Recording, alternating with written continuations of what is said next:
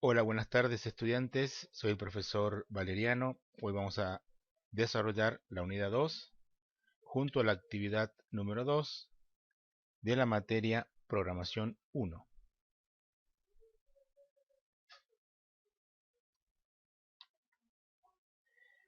Para ello vamos a ir a la cartilla, vamos a desarrollar los contenidos teóricos que comienzan con el tema o el nombre de la unidad es diagrama de flujo. Este tema lo vimos en la práctica de la unidad 1, cuando dijimos que los diagramas de flujo es la parte gráfica de los algoritmos. Aquí tenemos otro concepto. La resolución de todo problema exige tres grandes elementos: datos del problema, resultados y algoritmo de resolución. Un diagrama de programación es la representación gráfica de unos procedimientos y de la secuencia y orden en que deben ejecutarse. En resumen, la representación gráfica de la solución de un problema. Diagrama de flujo, en inglés flowchart, tienen distintos símbolos de uso mundial, ya que cada símbolo representa lo mismo. Es decir, que podríamos leer un diagrama que esté realizado en otro idioma. Para la entrada, por ejemplo, tenemos estos símbolos. El círculo o este paralelogramo o rectángulo con los bordes redondeados se usa para representar el inicio y el fin. Para proceso tenemos un rectángulo, para salida también tenemos estos tres símbolos: el clásico rombo para las preguntas, condiciones o decisiones, la decisión múltiple, y las líneas, que sirve para unir el diagrama. Aparecen otros símbolos que vamos a utilizar más adelante. Y aquí tenemos el primer ejemplo en diagrama de flujo: caja de entrada, caja de proceso, caja de salida. En la caja de entrada vemos dos letras denominadas variables. Una representa un número y B representa otro número. Vamos al ejemplo, dice suma de dos números, es decir que si A representara al 3 y B representara al 5, haciendo la operación, C tendría que darnos como resultado el número 8. Caja de entrada, caja de proceso, caja de salida. Y acá nos muestra que el diagrama de flujo, o los símbolos del diagrama, no solo sirven para programar, sino también para indicar alguna tarea. Acá tenemos un proceso, por ejemplo un programa, recibe de entrada un fichero, datos por teclado, esos datos están almacenados y también se vuelcan al programa, y el programa manda a la pantalla resultados de salida, manda a papel una factura, por ejemplo. Eso indica este diagrama. En los diagramas tenemos operaciones aritméticas o matemáticas, para la cual usamos el símbolo más, menos, el asterisco para el producto, la barra para la división y el sombrerito para la exponenciación.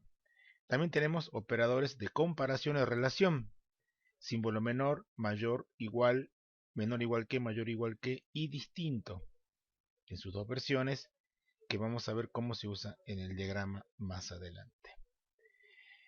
Estructuras en programación: vemos la secuencial, la selectiva simple, la selectiva doble, la selectiva múltiple y la repetitiva. ¿Sí? Esta parte es importante porque en programación, por lo menos este primer año, nosotros estamos orientados a la programación estructurada y vemos la programación secuencial, selectiva simple, selectiva doble, selectiva múltiple y los ciclos o las estructuras repetitivas. ¿Sí? El trabajo práctico 1 se basa en estructuras secuenciales. El 2 ya utiliza la selectiva, ¿sí? Que lo vamos a ver en la próxima clase. Muy bien, para hacer un diagrama existen distintas normas o reglas. Acá tenemos algunas. Debe tener un comienzo y un fin. Las líneas deben ser siempre rectas, ¿sí? Salen de arriba hacia abajo, recorren de arriba hacia abajo, de izquierda a derecha. ¿Sí? Las líneas sirven para enlazar símbolos es decir, que las cajas deben estar conectadas, ¿sí? Esas son algunas de las normas o reglas. Cuando uno comprueba el diagrama, se llama prueba de escritorio. Entonces la prueba de escritorio es cuando realizamos alguna prueba en el diagrama de flujo. Así como está el diagrama en programación, también aparece una herramienta nueva que se llama pseudocódigo. El pseudocódigo son códigos similar a nuestro lenguaje que indican acciones y que nos sirven para indicarle a la computadora los pasos a seguir en un programa. Acá tenemos un ejemplo de pseudocódigo en castellano: inicio, leer, escribir, y pseudocódigo en inglés: begin, read, write. ¿Sí? Si, condición entonces, en inglés if, condición then and if. Y estas son instrucciones entonces para realizar un programa, no en el lenguaje específico, sino una herramienta previa como puede ser el diagrama de flujo. En este caso entonces es el pseudocódigo: inicio, las acciones, fin. ¿Se entiende? Hasta ahí entonces lo que sería, la teoría de la unidad número 2. ¿Cómo se utiliza el diagrama de flujo? Por ejemplo, tengo un enunciado, que es el primero que hicimos en diagrama: ingresar dos números, sumarlos y mostrar el resultado. Ese es un enunciado que lo hicimos en diagrama de flujo. ¿Cómo sería resolverlo en pseudocódigo? Primera instrucción, inicio. Segunda instrucción, nos basamos entonces en el enunciado, que es ingresar datos, sumar esos datos y mostrar ese cálculo o ese resultado. Tenemos tres acciones. Entonces acá tenemos una estructura secuencial: ingresar, sumar, mostrar. ¿Cómo resolvemos eso en pseudocódigo? Símbolo de inicio para indicar que empieza el diagrama. Ingresar se transforma en leer. ¿Qué voy a leer? Un número. ¿Cómo lo voy a representar? Con una letra. Leer, primer símbolo o primera variable, A. Leer, segunda variable, B. Sumarlos, dice. ¿Cómo voy a indicar la suma?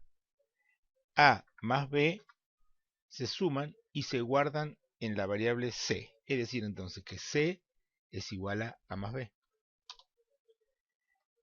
El enunciado dice sumarlos y mostrar el resultado. Para mostrar voy a escribir en pantalla o en papel el resultado. ¿Se entiende?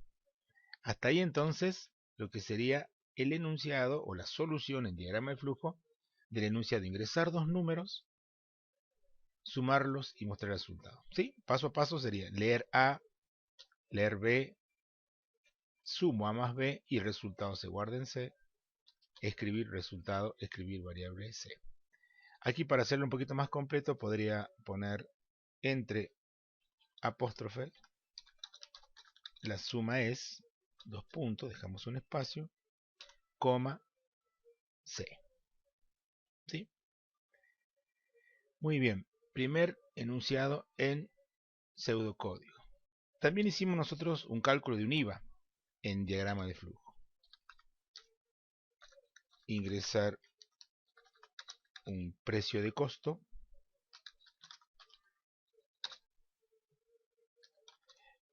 calcular y aumentar su IVA. Supongamos que sea así.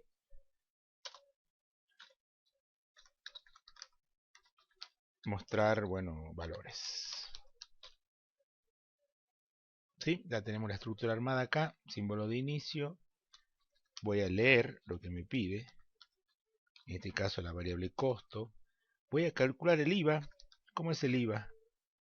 Costo por 21 dividido 100. Recordamos ese cálculo de la clase anterior en diagramas. IVA va a ser igual al costo por 21 dividido 100. Luego total va a ser igual a costo más el IVA. Parece sencillo, ¿no? El pseudocódigo. Luego voy a mostrar lo que me pide, el enunciado, que es mostrar valores. Voy a mostrar el IVA. Y en otra línea voy a mostrar el total, ¿sí?